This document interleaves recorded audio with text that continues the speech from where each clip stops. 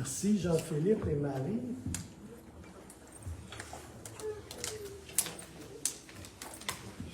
Alléluia. Alléluia. Je sens la joie du Seigneur. Alléluia. Je sens la présence de Dieu. Alléluia.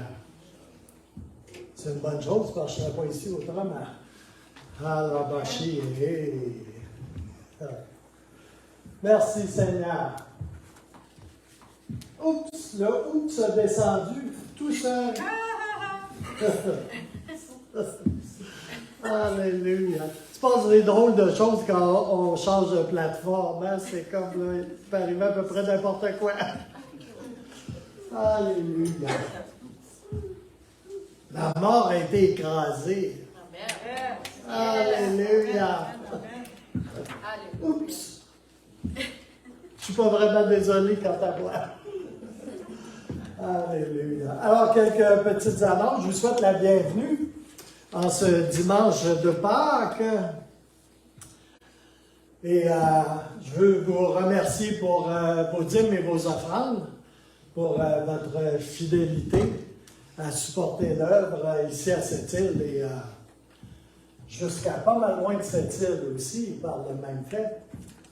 Alléluia. Et je prie que le Seigneur multiplie les dîmes et les offrandes pour l'avancement de son œuvre.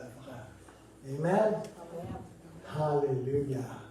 Je vous remercie de supporter ce point de prédication de la parole de Dieu. Alléluia. La prochaine réunion de prière aura lieu le mercredi, le 5 avril. Le 5 avril? Remarquez, je suis dans le bon mois, là, c'est quand même bon. Elle n'a pas de date. J'ai pas un bonne date. C'est trop actif. C'est tardé. C'est venu la semaine prochaine, la semaine passée. Oui, c'est vrai, hein, le 5 avril.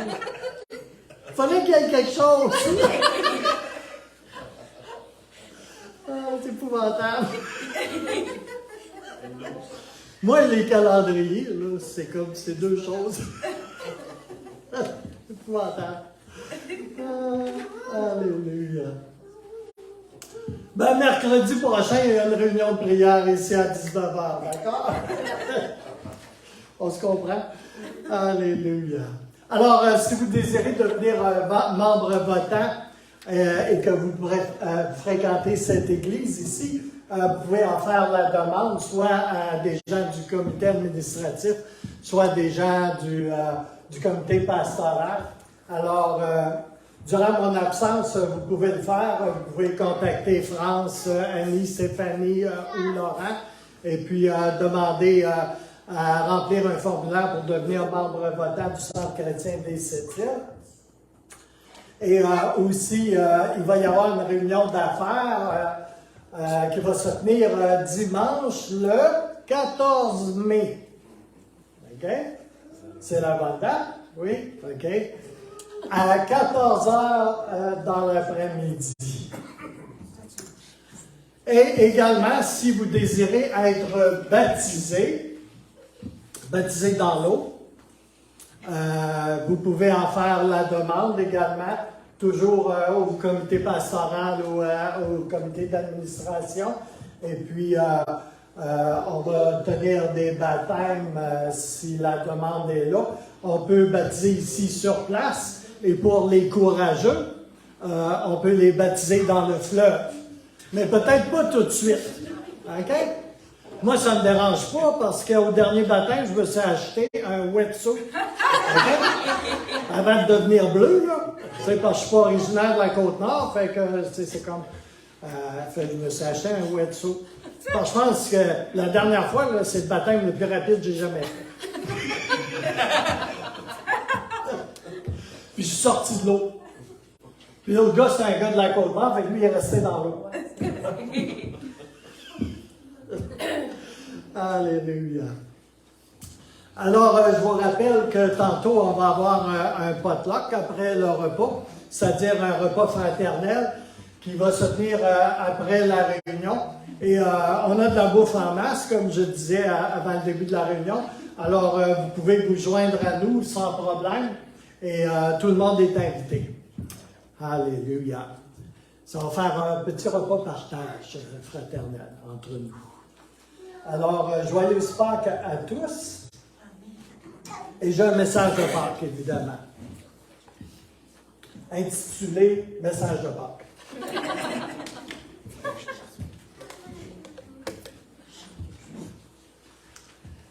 Je me souviens, le pasteur Massot, le révérend Massot, tu sais, il me disait « Hey Gilles, c'est quoi le titre de ton message? » Ben, j'ai dit « On n'a pas de titre pour mon message. » Il faut que ça ait un titre, c'est comme à ton message. Alléluia. Avec depuis ce temps-là, je donne des titres à mes messages. Comme là, c'est le message de Pâques. C'est son titre. Alléluia. Merci Seigneur. Alors, vous savez sans doute qu'on est dans ce que beaucoup appellent la Semaine Sainte, n'est-ce pas? Et cette Semaine Sainte est ponctuée de 8 événements qui nous sont rapportés par les Écritures. C'est-à-dire, dans les traditions chrétiennes, on souligne généralement... On souligne généralement 8 événements principaux et consécutifs. Et je veux juste faire un survol rapide. Il pleure parce qu'il va manquer de prédication pour petit. Alléluia. Focalise Jésus. On va prier un peu, d'accord, avant d'entrer dans le message. Seigneur, je te remercie pour le privilège qu'on a d'être ici ce matin, Seigneur. Et j'ai, malgré tout, Seigneur, une pensée pour Aurélien qui est en France, Seigneur, et qui est dans le deuil, Seigneur.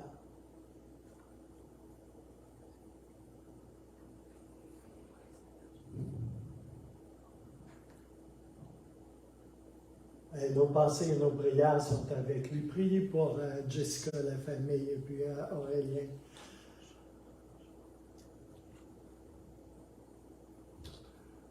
Alléluia. Et je te prie, Seigneur, que ta parole, Seigneur, soit puissante et agissante ce matin, Seigneur. Qu'elle puisse toucher nos vies encore une fois, nous renouveler, parler à nos cœurs, nous fortifier, nous redonner espoir, nous activer, Seigneur, dans une poursuite de toi, de plus de toi, Seigneur. Dans le beau et puissant nom de Jésus, la pleine bénédiction de Jésus-Christ. Oh, alléluia. Alors, le premier de ces événements est relaté dans les 4 évangiles, notamment par Jean 12 à 19. Ce jour particulier, dans la tradition catholique, est appelé le dimanche des rameaux, dimanche passé. Pour moi, c'est le dimanche des feuilles de palmier. Palm Sunday. Alléluia. Qu'est-ce que c'est? C'est l'entrée triomphale de Jésus à Jérusalem. Monté sur le dos d'un âne. Jean 12 nous dit: le lendemain, une foule nombreuse de personnes venues à la fête apprirent que Jésus se rendait à Jérusalem. Elles prirent des branches de palmier et allèrent à sa rencontre en criant « Hosanna! Béni soit celui qui vient au nom du Seigneur, le roi d'Israël. » Jésus trouva un ânon et s'assit dessus conformément à ce qui est écrit. « N'aie pas peur, fille de Sion, voici ton roi qui vient, assis sur le petit d'une ânesse. Verset 16. Sur le moment, ses disciples ne comprirent pas ce qui se passait. Ce qui n'est pas vraiment nouveau pour eux autres, de ne pas comprendre ce qui se passait. Mais lorsque Jésus fut dans sa gloire, ils se souvinrent de ces choses, que ces choses étaient écrites à son sujet et qu'on les avait faites pour lui. Tous ceux, verset 17, qui étaient avec Jésus quand il avait appelé Lazare à sortir du tombeau et l'avait ressuscité, lui rendaient témoignage. C'est aussi la raison pour laquelle la foule vint à sa rencontre, parce qu'elle avait appris qu'il avait fait ce signe miraculeux. Les pharisiens dirent donc les uns aux autres, « Vous voyez que vous ne gagnez rien. Voici que tout le monde se met à le suivre. » Alléluia. C'est l'événement qui marque le début de la semaine. Deuxièmement, le lundi suivant est marqué par Jésus qui pleure sur Jérusalem. Et Jésus va au temple, qu'il renverse les tables, et il renverse les tables des changeurs, bouscule les marchands et déclare que la maison du Seigneur est appelée à être une maison de prière. On voit ça dans Luc 19, 41 à 55. Jésus pleure sur Jérusalem. Matthieu 21, 13 nous dit, et il leur dit, il est écrit, ma maison sera appelée une maison de prière, mais vous en faites une caverne de voleurs. Troisième événement, c'est le mardi. Judas brasse des affaires avec les leaders juifs et il trahit Jésus pour 30 pièces d'argent.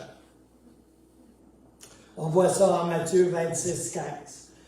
Le mercredi, Jésus lave les pieds des disciples dans un acte modèle de service avant le dernier repas, où Jésus va instituer du même fait ce que nous appelons le repas du Seigneur, la Sainte Seine, la communion.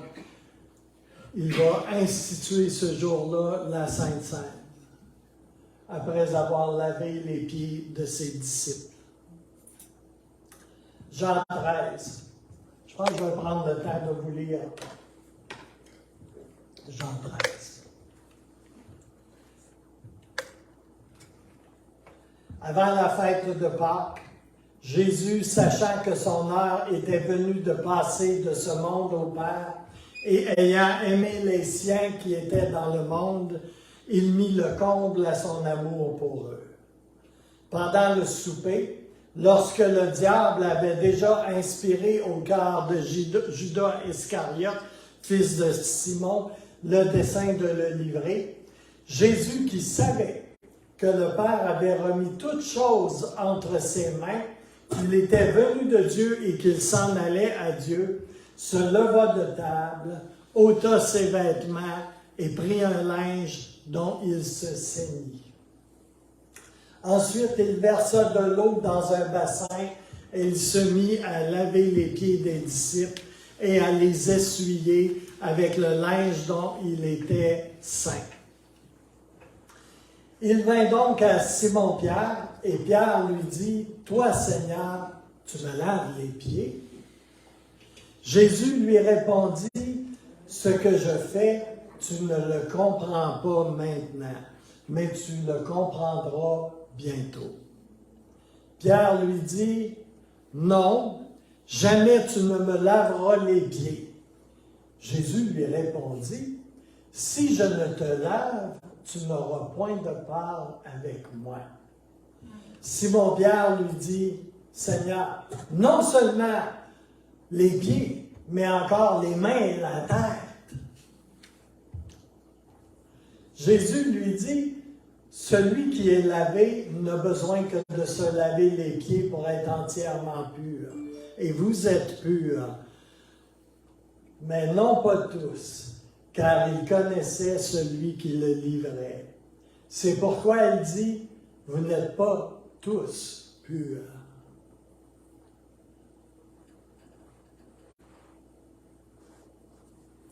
Après qu'il leur eut lavé les pieds et qu'il eut pris ses vêtements, il se remit à table et leur dit, « Comprenez-vous ce que je vous ai fait? Vous m'appelez Maître et Seigneur, et vous dites bien, car je le suis. Si donc je vous ai lavé les pieds, moi, le Seigneur et le Maître, vous devez aussi vous laver les pieds les uns les autres. Car je vous ai donné un exemple, afin que vous fassiez comme je vous ai fait. En vérité, je vous le dis, le serviteur n'est pas plus grand que son Seigneur, ni l'apôtre plus grand que celui qui l'a envoyé. Si vous savez ces choses, vous êtes heureux, pourvu que vous les pratiquiez. Ce n'est pas de vous tous que je parle, je connais ceux que j'ai choisis. Mais il faut que l'Écriture s'accomplisse. Celui qui mange avec moi le pain a levé son talon contre moi. Dès à présent, je vous le dis, avant que la chose arrive, afin que lorsqu'elle arrivera, vous croyez à ce que je suis. En vérité, je vous le dis, celui qui reçoit celui que j'aurai envoyé me rejoint, et celui qui me reçoit, reçoit celui qui m'a envoyé. » Ayant ainsi parlé, Jésus fut troublé en son esprit. Il dit expressément, en vérité, je vous le dis, l'un de vous me livrera. Les disciples se regardaient les uns les autres, ne sachant de qui ils parlaient. Un des disciples, celui que Jésus aimait, était couché sur le sein de Jésus. Simon-Pierre lui fit signe de demander qui était celui dont parlait Jésus. Et ce disciple, s'étant penché sur la poitrine de Jésus, lui dit, « Seigneur, qui est-ce? » Jésus répondit, « Celui à qui je donnerai le morceau trempé. » Et ayant trempé le morceau, il le donna à Judas, fils de Simon l'Iscariote. Dès que le morceau fut donné, Satan entra dans Judas. Jésus lui dit, « Ce que tu fais, fais-le promptement. » Mais aucun de ceux qui étaient à table ne comprit pourquoi il lui disait cela. Car quelques-uns pensaient que, comme Judas avait la bourse, Jésus voulait lui dire, « Achète ce dont nous avons besoin pour la fête. » Ou qu'il lui commandait de donner quelque chose aux pauvres. Judas, ayant pris ce morceau, se hâta de sortir. Il était lui.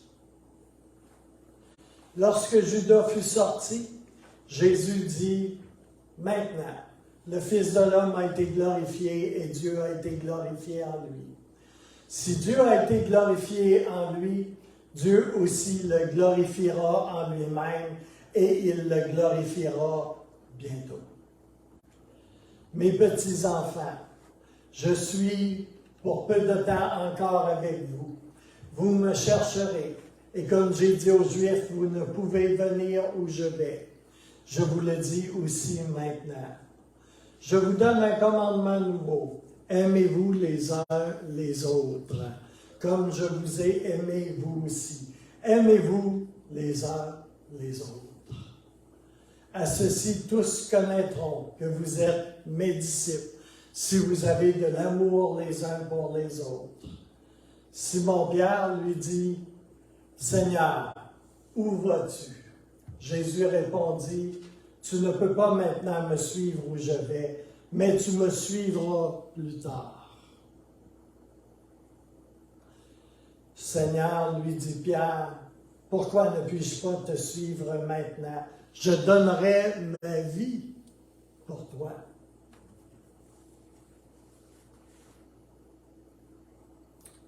Jésus répondit, tu donneras ta vie pour moi, en vérité, je te le dis. Le coq ne chantera pas avant que tu ne m'aies renié 3 fois. 5e événement, qui se trouve être le jeudi de cette semaine. Pierre renie Jésus. On va y revenir tantôt. Le Seigneur a une parole pour nous ici. Et Jésus, lui, est saisi, livré dans le jardin de Gethsémane. On voit ça dans Matthieu 26, versets 47 à 56. Et le reniement de Pierre va dans Marc 14, versets 54 et 66 à 72. Enfin, 6e, le vendredi saint. Pour apaiser la foule, satisfaire les hommes, Pilate condamne Jésus à la mort. Jésus porte la couronne d'épines. On voit ça dans le chapitre 27 de Matthieu. Vendredi, dans l'après-midi, Jésus est crucifié sur la croix. Il meurt en croix et il place les hommes, son corps dans une tombe d'emprunt. De toute façon, il n'était pas prévu qu'il y reste bien longtemps. On voit ça dans Luc 23, versets 43 à 49. Enfin, le dimanche qu'on appelle le dimanche de Pâques, le dimanche de la résurrection, Jésus ressuscite d'entre les morts. Il sort de la tombe qui n'a pu le garder. Des femmes et des hommes vont trouver le tombeau complètement vide, avec le linge bien plié à côté. Alléluia. On voit ça dans Luc 24, versets 1 à 12. J'ai traduit de la version de Passion Translation, Luc 24, 1 à 12. Ça relate la résurrection de Jésus. Je vais vous en faire la lecture. Très tôt ce dimanche matin, les femmes se rendirent au tombeau, portant les aromates qu'elles avaient préparés. Parmi elles se trouvaient Marie de Magdala, Jeanne et Marie, la mère de Jésus. Arrivés au tombeau, ils découvrirent que la grande pierre qui couvrait l'entrée avait été roulée de côté. Ils entrèrent donc pour voir, mais le tombeau était vide et le corps de Jésus avait disparu. Ils restaient là, stupéfaits et perplexes. Soudain, 2 hommes apparurent au-dessus d'eux dans des robes blanches éblouissantes, brillantes comme des éclairs. Terrifiées, les femmes tombèrent face contre terre. Les hommes en blanc leur dirent, « Pourquoi chercheriez-vous le vivant dans un tombeau? Il n'est pas là, car il est ressuscité. Avez-vous oublié ce qu'il vous a dit alors qu'il était encore en Galilée? La destinée du Fils de l'homme est d'être livré aux hommes pécheurs, d'être cloué sur une croix et de ressusciter le 3e jour. » Tout à coup, ils se souvinrent de ces paroles. Sortant du tombeau, elles allèrent annoncer aux 11 et à tous les autres ce qu'elles avaient vu et entendu. Lorsque les disciples entendirent le témoignage des femmes, cela n'avait aucun sens. Et ils ne purent croire ce qu'ils entendaient. Mais Pierre se leva d'un bond et courut jusqu'au sépulcre pour voir par lui-même. En se baissant, il regarda à l'intérieur et découvrit qu'il était vide. Il n'y avait là que le drap de lin. Stupéfait par cela, il s'éloigna, se demandant ce que cela pouvait bien signifier.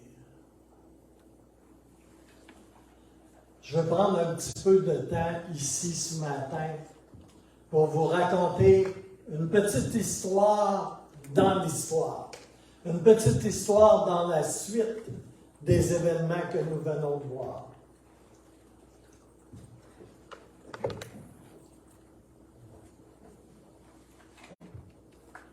Et ça parle de Pierre, justement.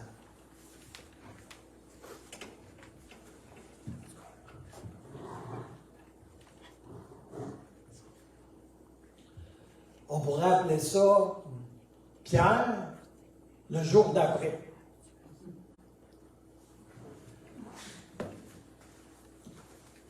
Vous savez, j'imagine facilement Pierre après son reniement. Après le choc de la mort de Jésus en croix et après son reniement. Imaginez-vous comment Pierre pouvait se sentir. Moi, je le vois en train de crier et de crier encore, en train de crier ses tripes jusqu'à ce qu'il ne puisse plus crier. Je l'imagine comme ça, Pierre. Jusqu'à ce qu'il ne puisse plus émettre un seul son. Et j'imagine Pierre tout simplement en train de tomber en chute libre dans un trou sans fond. Mettez-vous à sa place. Mettez-vous dans ses sandales. Non seulement il a renié Jésus comme un lâche, imaginez-vous comment il devait se sentir, accusé.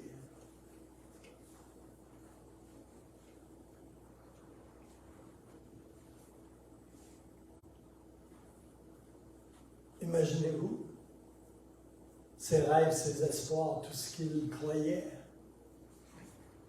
avait été accroché sur une croix et était mort là.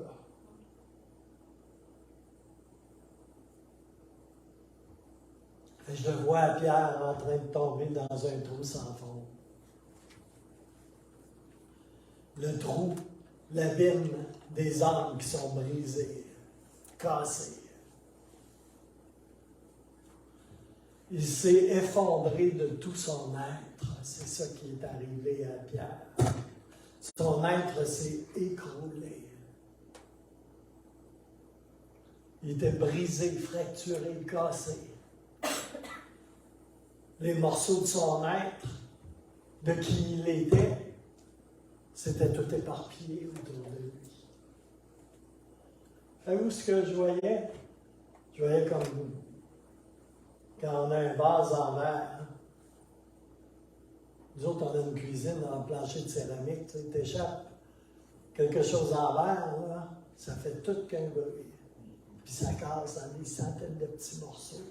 Ça casse bien sur la céramique, un vase de verre ou une coupe de verre. Puis je vois Pierre comme ça.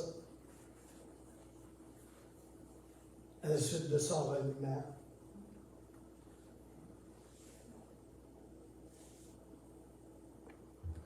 Après avoir vu Jésus accroché sur la croix, après avoir connu que Jésus était mort, après tout ce qu'il leur avait dit, après tout ce qu'il leur avait montré, après tout ce qu'ils avaient expérimenté avec lui, avec tout ce qu'il pouvait porter d'espérance.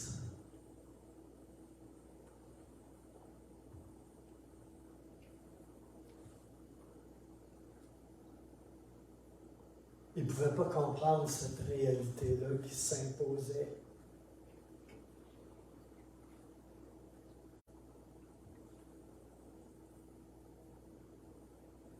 était dans la stupeur et dans la honte. La honte avait remplacé l'amour. La lâcheté avait remplacé la foi.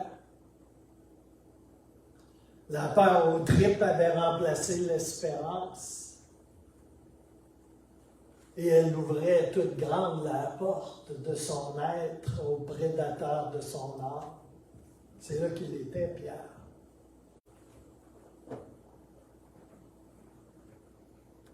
Pierre voyait sa destinée plongée dans le grand trou noir du regret.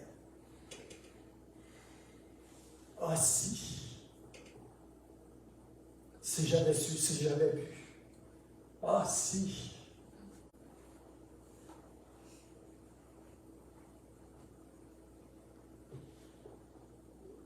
Il était en plein naufrage. Ça, c'était le jour après la fin de son monde.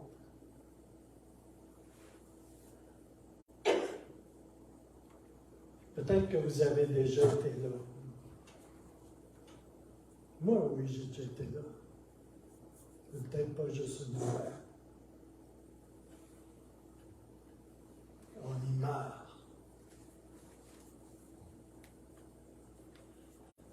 Vous savez, Jésus est mort sur la croix. Mais en quelque part, Pierre est mort aussi en ce temps-là.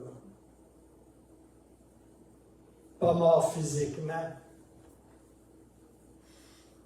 mais il est mort en dedans. Il est mort à lui-même, mais il est mort en dedans. Il est mort à ce qu'il croyait, à ce qu'il connaissait, pensait, espérait, à ses rêves, à sa destinée. Tout s'est écroulé. Pour survivre, Pierre, il est devenu un petit robot.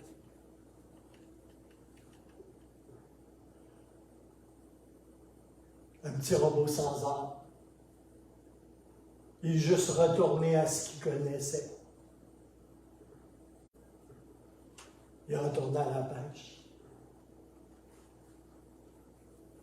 Parce qu'avant de rencontrer Jésus, il était simplement un pêcheur. Un pêcheur de poissons. Il n'a pas de crabe, là.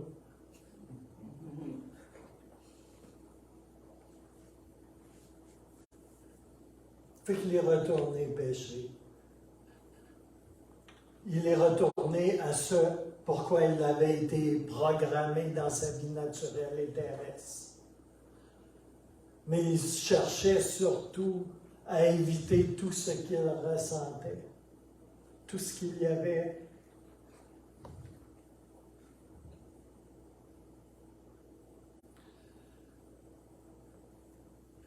à l'intérieur de lui. Il cherchait à éviter sa douleur, ses souffrances. Il a cherché à éliminer toutes ses émotions tellement blessantes.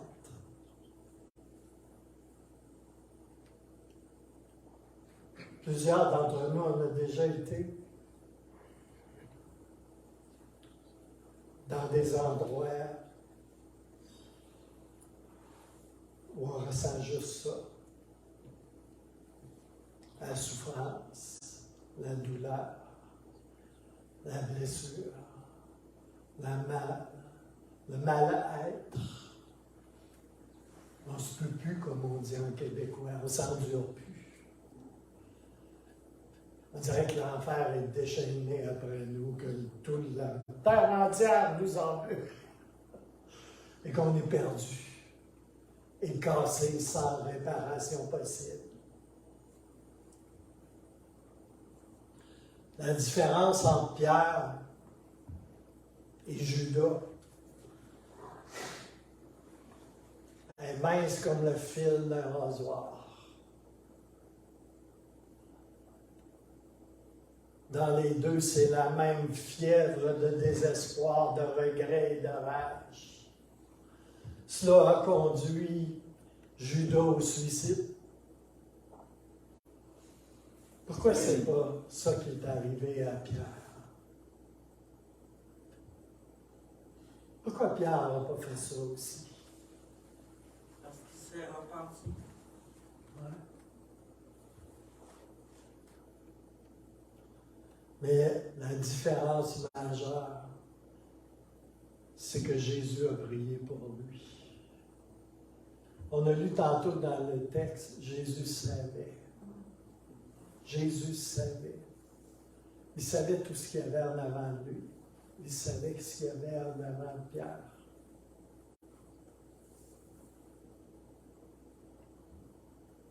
Satan a raconté à Pierre un mensonge. Et Pierre l'a cru.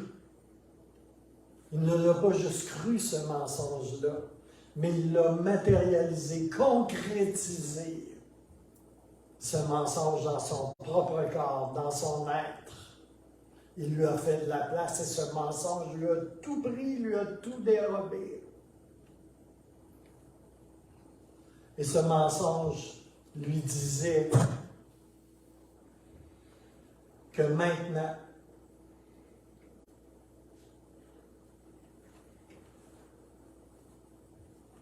que tout ce qui était bon, que tout ce qui était bon en ce monde avait disparu à tout jamais. Je ne sais pas si on peut mesurer la profondeur du désespoir que Pierre pouvait vivre. Jésus n'était plus là. Il était mort comme une crapule accrochée à une croix.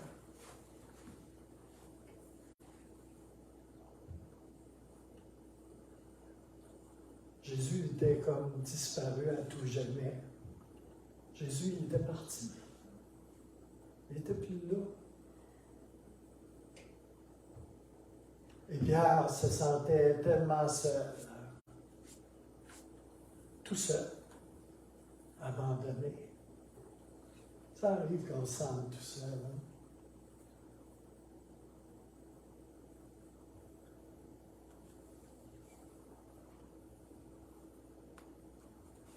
La mémoire de Pierre le torturait. Et c'était tellement plus fort que lui. Tout ça, c'était tellement plus fort que lui. Il ne savait pas comment agir, comment réagir. Il était là, broyé.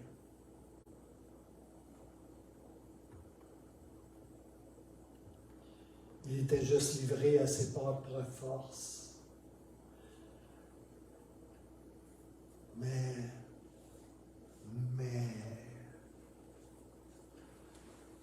Jésus allait faire irruption et interrompre à nouveau sa vie entière. Pierre avait péché toute la nuit. Le pécheur professionnel, le pécheur de métier, avait péché toute la nuit. Et il n'avait rien pris.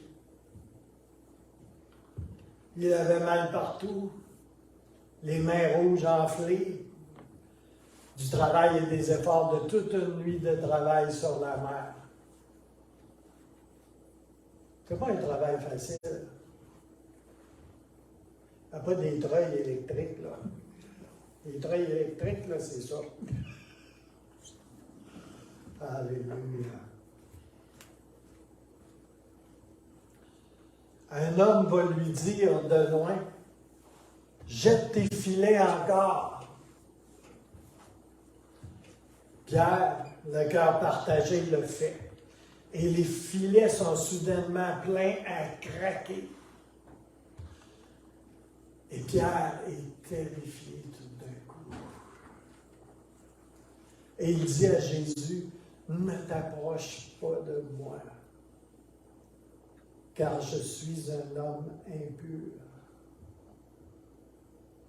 Je suis un pécheur. Pas un pécheur de poisson, un pécheur impur.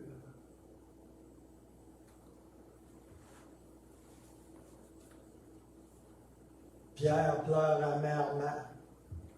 Et à la place de s'éloigner, Jésus va lui dire ces paroles-là ineffables. Suis-moi, et je te ferai un pêcheur d'hommes. C'était ça, la destinée de Pierre. Ça avait toujours été ça, la destinée de Pierre. C'était son identité et sa raison de vivre, sa destinée. Mais Pierre est convaincu, après son échec,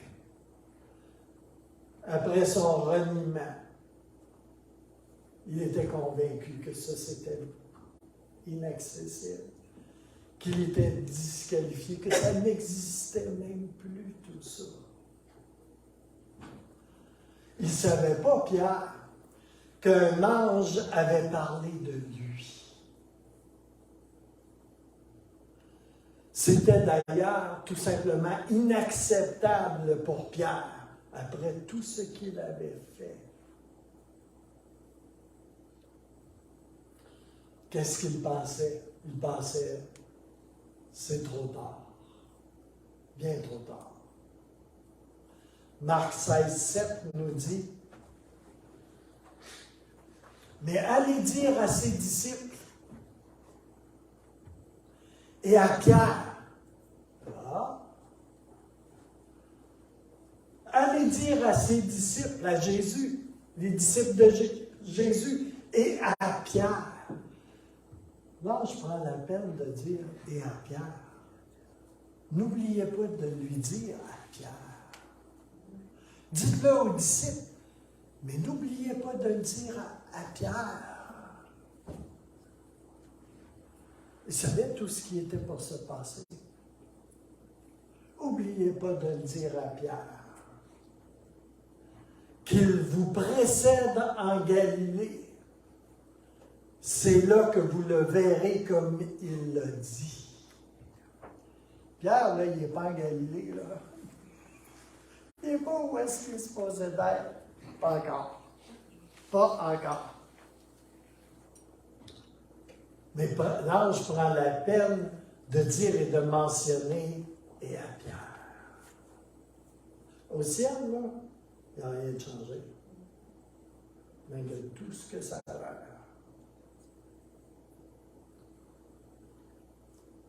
Parce que Dieu savait que Pierre s'était disqualifié lui-même.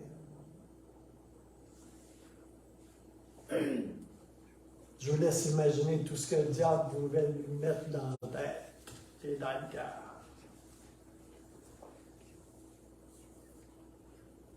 Voyez-vous, Pierre aussi était pour ressusciter d'entre les morts. Pour voir la gloire de Dieu et pour voir sa deuxième chance. Dieu est le Dieu des deuxièmes chances. Il est le Dieu des troisièmes chances. Il est le Dieu des quatrièmes chances et des cinquièmes chances. Dieu est bon, compatissant, lent à la colère, miséricordieux, fidèle et bon à 100%. Satan a fait ce qu'il pouvait pour détruire Pierre. Il savait, Satan, que cet homme allait faire trembler les portes de l'enfer. Et la première fois que ça va trembler, mais trembler vraiment fort, c'était à la Pentecôte. Et Pierre devait être là, pas en train de pêcher du gros. Le feu et le vent du Saint-Esprit va transformer Pierre.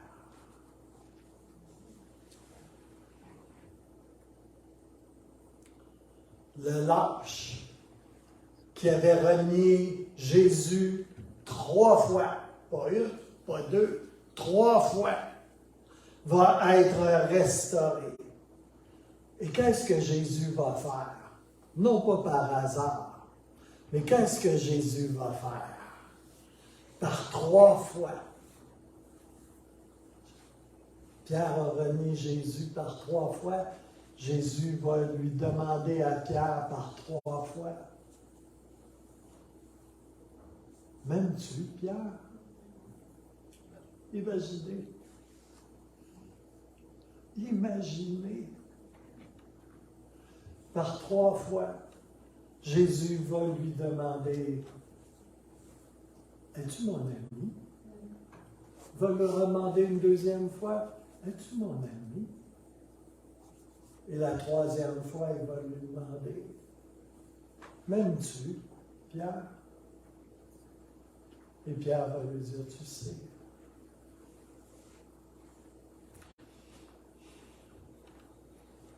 Tu sais tellement combien je t'aime. 3 reniements, 3 rédemptions, 3 rachats de tout ce que Pierre avait pu faire.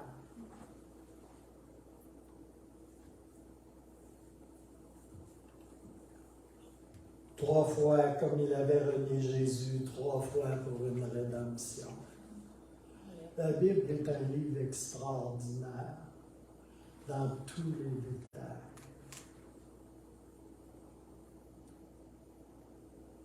Jésus a pourvu pour Pierre, comme il pourvoit pour chacun d'entre nous, là où nous en sommes, toujours, tout le temps. Dieu pourvoit.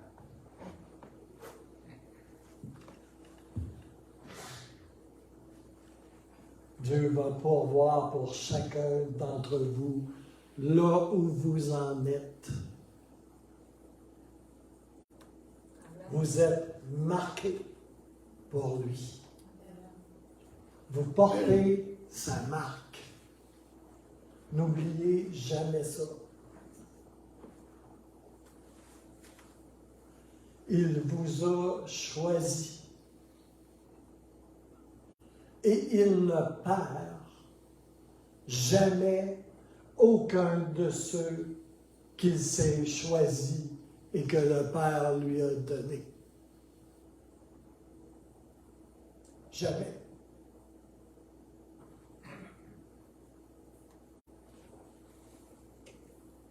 Et Pierre va vivre la promesse qui avait été transmise par le prophète Joël, le feu et le vent de la Pentecôte. Je veux terminer avec ceci. Il faut jeter un œil ce matin à un miracle. Vous vous rappelez, Pierre a saisi son épée, puis a tranché l'oreille de Malchus. Tchac, tchac. Vous savez, Pierre était un pécheur, hein, c'était pas un guerrier. Hein. Il visait probablement la tête, mais finalement, c'est l'oreille qui a décollé. C'est comme pas si pire, hein? Ça aurait été un soldat romain, là. L'oreille aurait resté là, mais la tête aurait parti.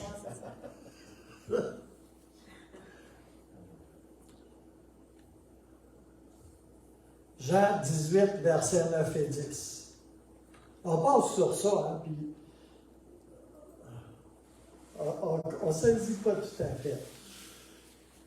Verset 9, il dit cela afin que s'accomplisse la parole qui avait été dite. Je n'ai perdu aucun de ceux que tu m'as donnés. Simon-Pierre, qui avait une épée, la tira, frappa le serviteur du souverain sacrificateur et lui coupa l'oreille droite. Ce serviteur s'appelait Malchus. Il y a plus ici qu'une simple guérison d'une oreille coupée. Et cette oreille coupée, elle hantait Pierre aussi. Avec tout le reste, là. Ce soir-là, Jésus a fait beaucoup plus que de guérir une oreille tranchée, parce qu'il savait très bien tout ce qui allait se passer. Pierre, là, il a coupé l'oreille, il a essayé de le tuer. Comme il était pécheur et pas vraiment un assassin professionnel, là, c'est comme il a tranché l'oreille. OK? Il a tranché l'oreille d'un serviteur du grand sacrificateur. C'est quoi tu penses qu'il serait arrivé pour une tentative de meurtre? Pour ce geste. Lui aussi serait ramassé en quelque part. Alléluia.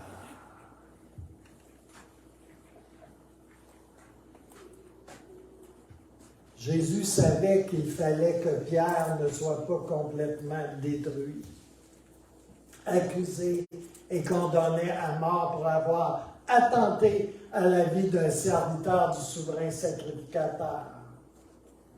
Parce qu'il savait, Jésus, qu'il fallait qu'il se trouve un certain jour en Galilée pour vivre la Pentecôte et être utilisé de Dieu.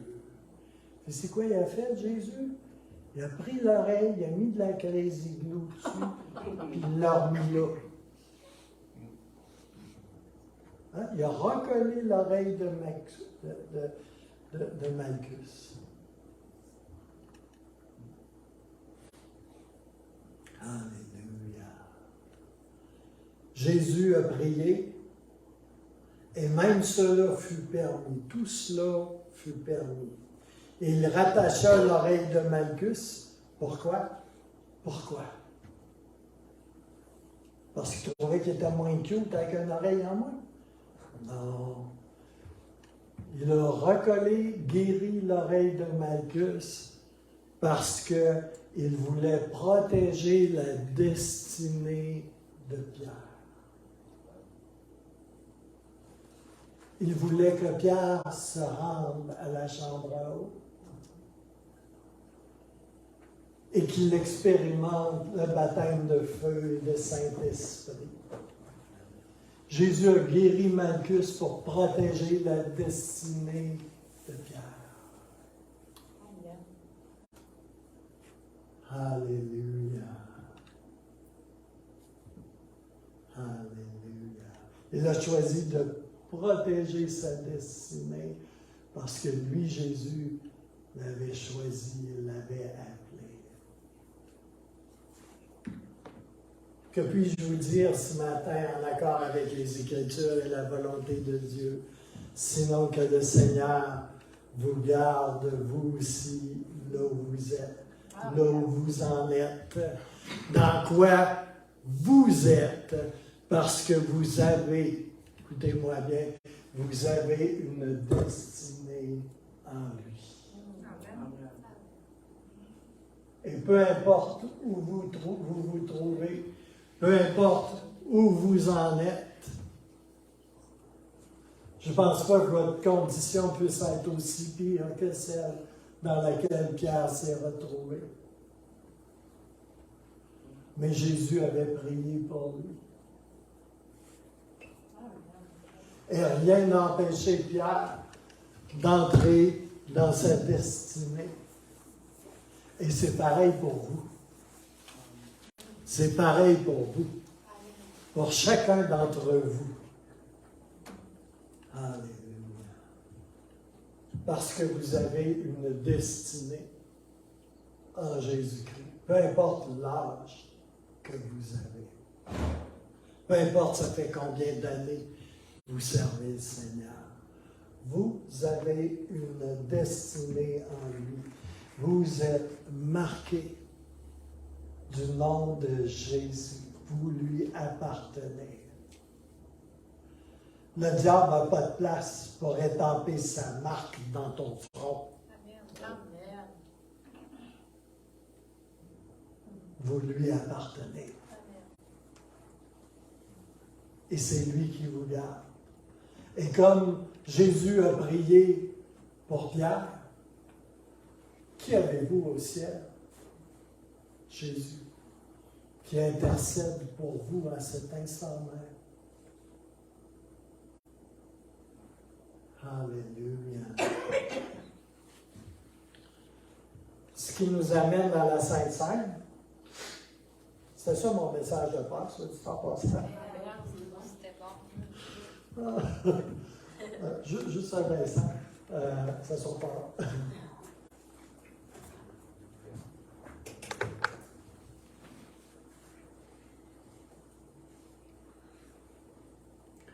Il y a quelques semaines, le Seigneur m'a dit, je vais transférer mes manteaux ici, dans cette congrégation, sur des enfants de Dieu. Et là, je dis, ah, c'est super ça, Seigneur, tu sais. Puis là, tu sais, comme, je me dis, ah, tu sais, comme des manteaux de puissance, des manteaux de gloire, tu sais, comme des manteaux de guérison. Tu sais, c'est comme, je me suis fait un garde-robe au complet. Puis le Seigneur, c'est comme, le Seigneur, il parle quelquefois avec un peu d'humour. Tu sais, c'est comme, il m'a dit, il dit, oui, je vais descendre des manteaux, mais pas ceux que tu penses nécessairement. Puis là, j'ai vu une grande serviette. Blanche. Puis là, il m'a dit, je veux descendre un manteau de serviteur. Fait que là, j'ai dit, ben merci Seigneur. Mais le Seigneur veut vraiment descendre sur nous un manteau de serviteur. Le jour où la Sainte Seine a été instituée, le Seigneur a pris ce manteau. Ce n'est pas n'importe quel manteau. Et le Seigneur veut descendre sur nous ce même manteau, un manteau de serviteur. Et n'ayez pas crainte, là, je n'ai pas mis un bac d'eau avec une serviette parce que je veux vous faire laver des pieds. Malgré que si vous vous sentez conduit par le Saint-Esprit, cela est toujours possible, n'est-ce pas? Ce n'est pas anti-biblique, c'est même très biblique. OK? Alléluia. Fait qu'il y a un manteau accessible ici ce matin. Alléluia. Puis j'ai sorti mon talit. C'est un châle de prière. Et vous dites, mon Dieu, il est donc bien mal fait, tu sais, comme là. Il y a des grands cordons qui dépassent tous les autres. Vous savez, la femme qui avait une perte de sang, là, Jésus avait ça sur lui. Vous savez que Jésus était juif? C'était pas un petit blond du Kansas, ça. Puis la femme qui avait une perte de sang, là, c'est ces cordons-là qu'elle est venue toucher. Alléluia. Et c'est au contact de ces cordons-là qu'elle a été guérie. Pourquoi j'ai sorti? Parce que je pense que le Seigneur veut descendre un esprit d'intercession dans cette Église. Certains sont appelés à l'intercession, à la prière. En fait, on est tous appelés à l'intercession et à la prière. Alléluia. Alléluia. Merci Seigneur. Alléluia. Alors, on va prendre la Sainte Seine, okay, qui est la 14e Sainte Seine que l'on prend.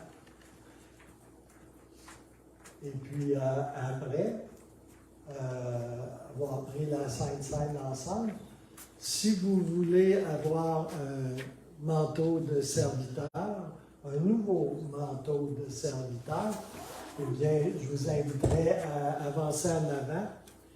Puis, je vais pas vous laver les pieds. Malgré que ça fait tentant, là.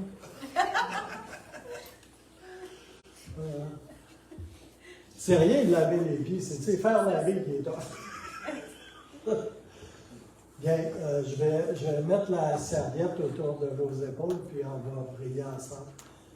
Puis, si vous désirez un rafraîchissement pour la prière, bien, je vais prendre mon talit, je vais le mettre sur vos épaules et je vais prier pour qu'un esprit d'intercession descende sur vous.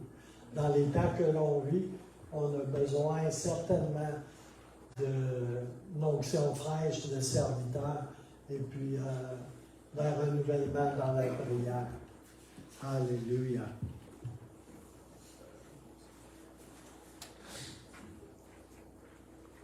Je suis en train de passer à la boîte de Kleenex. J'avais des flous d'émotions continuellement pendant que je prêchais. Vous savez, il y a des émotions naturelles, il y a d'autres émotions là, que c'est comme pas nécessairement seulement naturel. Merci, Rosemary.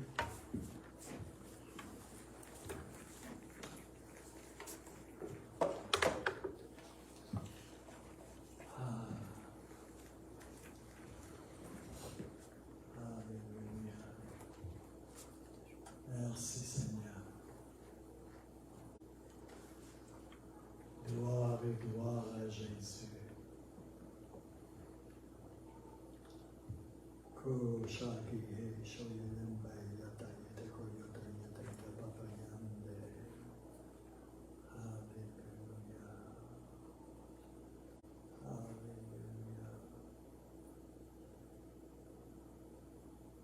Je crois qu'à travers toute la marche que l'on a faite depuis plusieurs semaines, à travers les différentes communions, les différents trains qu'on a pris ensemble, que le Saint-Esprit a fait une œuvre et que cette œuvre va continuer dans les semaines à venir également.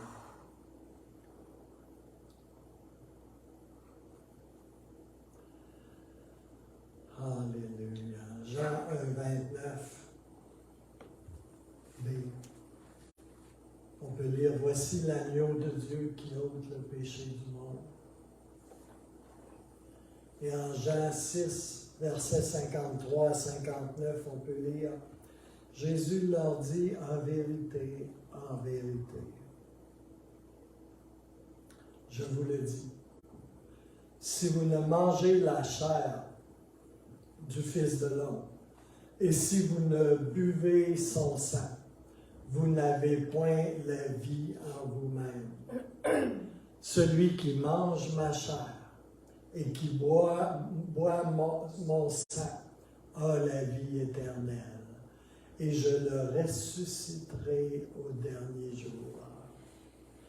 Car ma chair est vraiment une nourriture, et mon sang est vraiment un breuvage. Celui qui mange ma chair et qui boit mon sang demeure en moi et je demeure en lui. Comme le Père qui est vivant m'a envoyé et que je vis par le Père, ainsi celui qui me mange vivra par moi.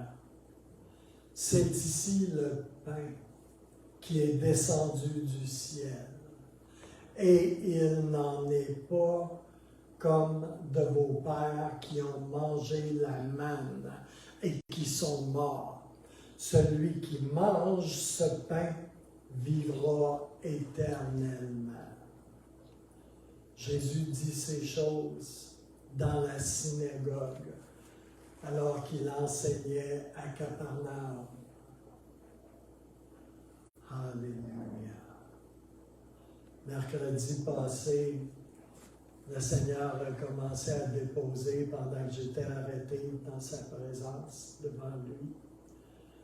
Il a commencé à déclarer des choses qui étaient saintes. Et il m'a dit, ma terre, On s'approche de sa table ce matin. La table de la communion, la table de sa présence, la table de sa parole, la table de ce pain et de cette coupe, que c'était une chose sainte.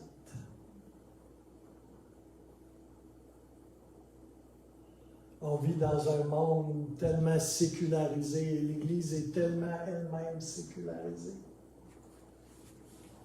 qu'on perd de vue qu'il y a des choses saintes. Et la table du Seigneur est une chose sainte. On vient de lire des passages tellement impressionnants, tellement en dehors de notre conscience et de notre capacité de comprendre.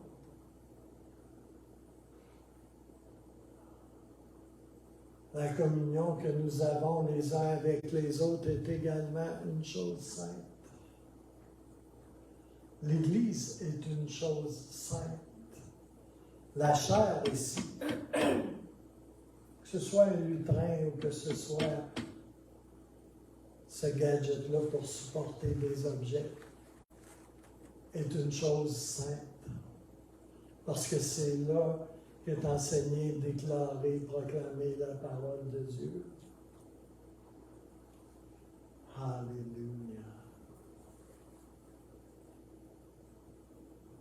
Et puis il a continué en disant d'autres affirmations semblables qui se terminaient toutes par une chose.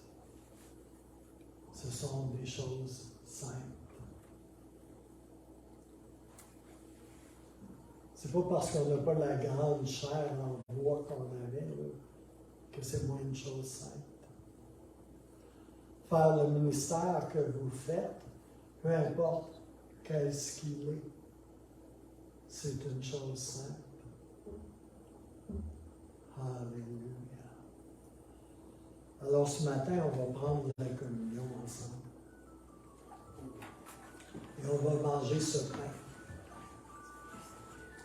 Alléluia.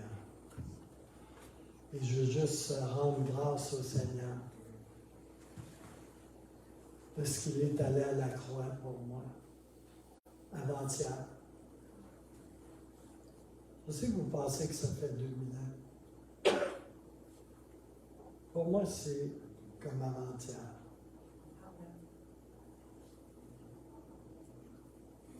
Un jour est comme 1000 ans. Je ne vis pas par le calendrier grégorien. Je vis par une réalité bien plus supérieure au calendrier grégorien. Alléluia. Seigneur, je veux te remercier, Seigneur, d'être allé à la croix pour moi, Seigneur. Et parce que tu es allé à la croix, Seigneur, j'ai la vie éternelle. J'ai la vie éternelle. Amen. Alléluia. Et on a fait plusieurs repas du Seigneur. Et je sais que tu as fait une œuvre à travers chacune d'elles. Et je veux te remercier du privilège qu'on a de s'approcher ici ce matin de ta table sainte. Et je sais qu'un jour, bientôt, très bientôt, nous allons encore approcher de ta table au festin des noces de l'agneau. Et ça va être tellement, mais tellement, mais tellement glorieux. Alléluia. Je veux te remercier d'être allé à la croix, d'avoir souffert et d'être descendu aux enfers, qui n'ont su ni pu te garder. Je te remercie pour ton corps brisé, pour que je sois guéri, délivré, sauvé. Oh, alléluia. Merci Seigneur. Prenons le pain.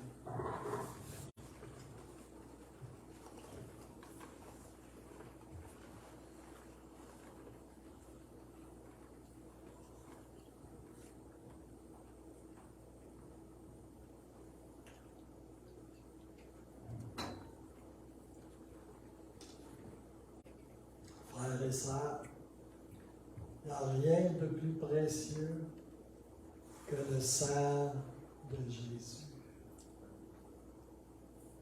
C'est par lui que nous sommes lavés, purifiés de nos iniquités, de tous nos péchés.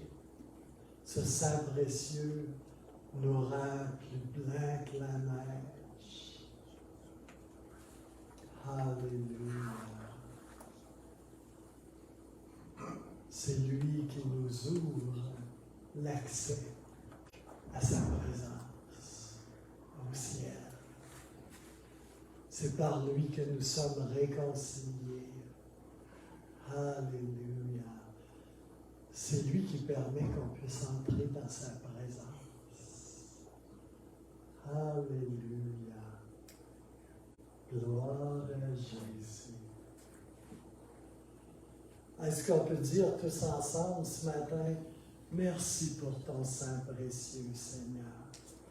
Merci pour ton sang précieux, Seigneur. Oui, merci, Seigneur. Prenons la coupe ce matin.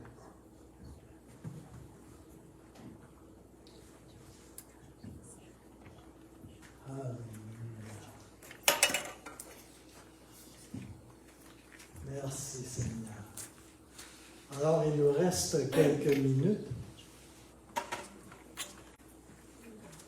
Et je bénis ceux qui vont écouter en ligne ce message et que vous puissiez être remplis de la sainte présence du Seigneur. Alléluia.